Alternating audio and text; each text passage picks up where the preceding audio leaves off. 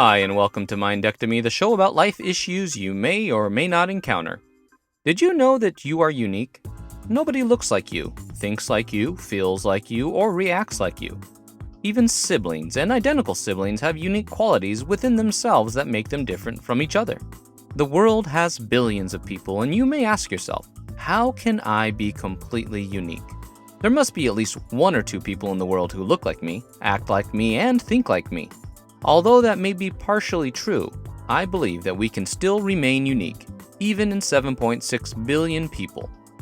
Even a group of people who have a similar background, culture, belief, and aspirations can be distinguished from one another, because they all have different experiences and react to those experiences in their own unique ways. So how do you react to things that happen in your life? Have you ever stopped to think about your reactions? Do you react simply out of impulse, or do you consider the consequences of your reactions? People surprise us all the time with the things they do, whether it be something they say or do that is rude, sarcastic, unsettling, or even complimentary. So our reactions can vary. Our reactions can be harmful and insulting if we aren't conscientious about them. So it's important to have an internal mediator that tells us to slow down, think about what just happened, and react or respond appropriately. Kind of like a Jiminy Cricket at the ready to handle our reactions. Some people have a tendency to overthink their reactions and never say what they want to say. Other people completely lack a filter and they open the verbal floodgates, which can cause many problems. So I encourage you to consider your reactions, to think carefully about what has happened and what has been said, and react, respond, reply in your own unique way. And what about uniqueness? You've seen people try so hard to be an individual that they end up being an outcast. Or others are influenced by their uniqueness, emulate them, and then the uniqueness turns into a fad. So I'm saying, find your uniqueness. Find who you are meant to be, because there's only one of you. You should be the best you in any situation. Have you ever been in a situation where you wanted to cringe because someone said something or did something that was inappropriate, embarrassing, rude, or all of the above, and you just wanted to collapse on yourself? If so, then that person probably lacks class. What does it mean to have class? Well, the word class has many meanings, such as high social ranking or socioeconomic status. But to have class the way I'm talking about means that you have respect for others, and you conduct yourself in such a way that isn't rude, demeaning, or crude. It's an attitude that inhibits the part of us that wants to have verbal diarrhea. It's the opposite of being a hater, because a person with class is dignified and composed.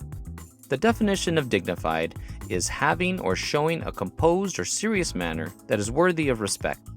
Having class also means that you have a certain lifestyle that's clean, well-mannered, and groomed.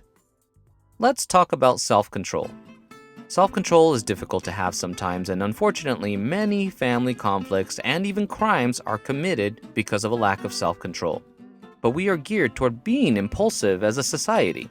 That's why there are impulse buy items near cash registers. Stores expect consumers to impulsively buy things, so they place them near the register for easy access. But how hard is it to learn self-control? Well, it depends on the person. There are a lot of factors such as age, gender, upbringing, culture, mental health, and other factors that dictate how a person lives their life. Sometimes when people struggle to have self-control, addiction can ensue. Have you ever lived with or been friends with someone who lacks self-control? Redirection can help sometimes, but mostly it's difficult, infuriating, and can cause fractures in the relationship.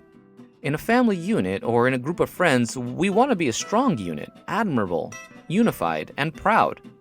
But if one member or more than one member lacks self-control, it affects the entire group. Getting back to class. What does it look like to have class? When you have class, the people around you feel comfortable. People might even trust you and look up to you. Being classy doesn't mean you have to wear shiny jewelry or tuxedos. It means you respect yourself and others. You treat others with dignity. The words you say aren't abrasive and your actions are kind.